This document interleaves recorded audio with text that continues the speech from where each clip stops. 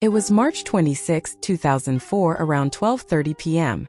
Chun Tai from Rongyu village in Shiji Town, Bayan County, was heading home to visit his dad, Chun Yonggang. The second he walked through the door, the place felt dead quiet. Nobody around. But out in the yard, thick black smoke was pouring up from a pile of something burning. Curious, Chun Tai grabbed a stick and poked around in the ashes to see what the hell was still smoldering. Suddenly, a charred human arm flopped out.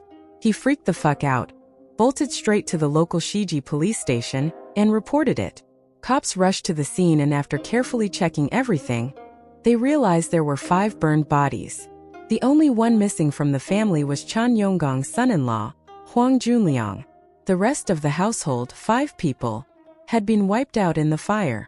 Harbin police immediately put together a task force with 60 detectives and went all in on the investigation. After thorough crime scene work and forensics, they determined it wasn't an accident. All 5 victims had been brutally murdered first, then torched in an attempt to destroy the evidence.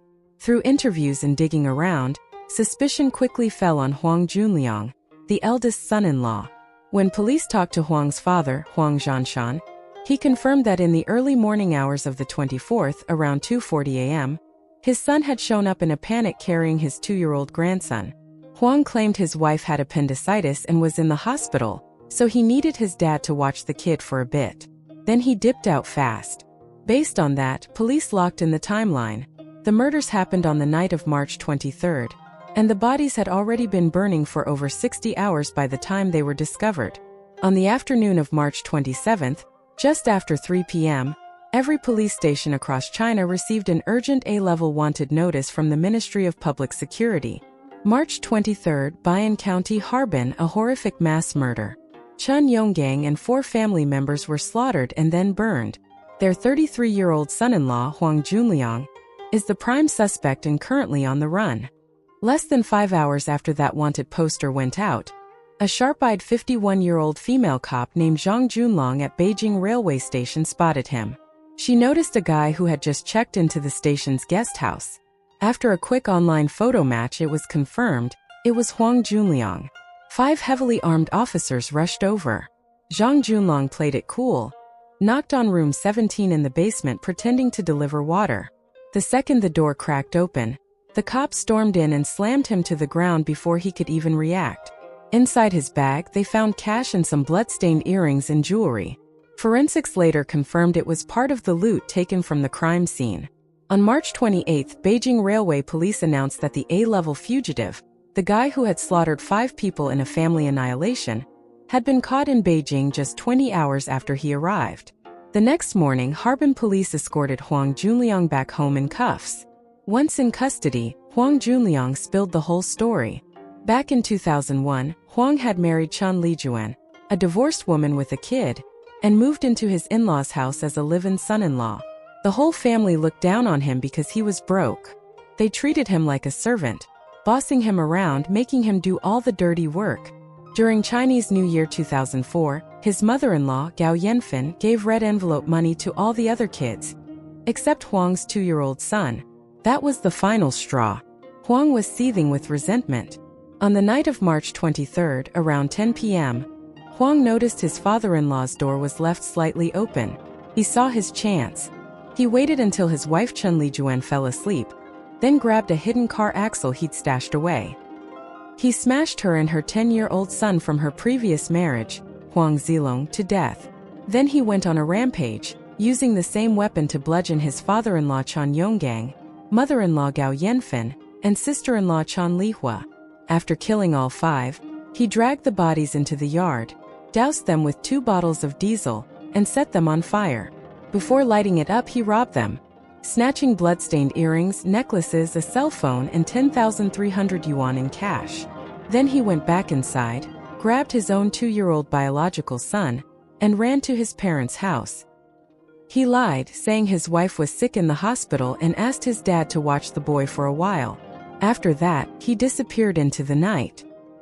His escape journey started in the early hours of March 24th, and by the 27th he had made it all the way to Beijing.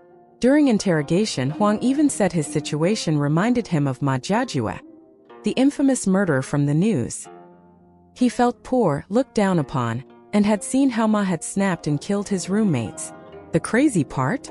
This Ma Jiajua-style A-level fugitive was caught less than 5 hours after the nationwide wanted notice went out, and the person who deserves most of the credit is Zhang Junlong, the 51-year-old female cop working the night shift at Beijing Station's guest house. Around 5 p.m. on March 27th, right during the usual shift change, the station chief read out the fresh A-level notice.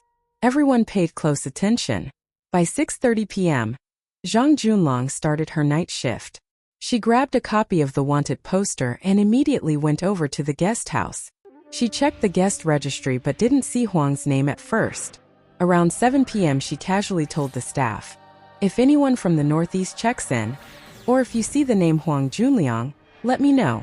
Then at 9:40 p.m., the receptionist Guo Zuixia spotted it while sorting paperwork. Huang Junliang, 33, from Harbin, Heilongjiang. "That's him," Zhang almost shouted. She quietly listened at the door of room 17 and could hear someone moving around inside. She quickly told the security guards to block the hallway so no one could slip out. When the deputy station chief showed up for an inspection, she briefed him immediately. Within minutes, the whole station was scrambling. Less than 3 minutes later, 3 station chiefs and 5 armed officers stormed the guest house. They ran the ID through the system, confirmed match. At 9:50 p.m., Zhang Junlong calmly knocked on the door. "Who is it?" a grumpy voice answered. "Room service, just need to check something." The door opened a crack, and the cops burst in, tackling Huang before he knew what hit him. "What's your name?" "Huang Junliang." A few minutes later, they found the bloody jewelry and cash in his luggage, straight from the crime scene. Afterward, when asked if she was scared confronting a guy who had just massacred 5 people, Zhang Junlong laughed it off. "I didn't expect him to actually show up here, but with guys like Ma Jiajua or this Huang guy, you always gotta be ready for anything. I was standing alone at the door, but I wasn't thinking about whether he had a weapon. Our backup was only 3 minutes away. If he had rushed me, well, I'd have fought him tooth and nail. No way I was letting him get away." A cold-blooded family annihilation case solved in record time. All thanks to one sharp, fearless female cop who refused to let a killer slip through the cracks.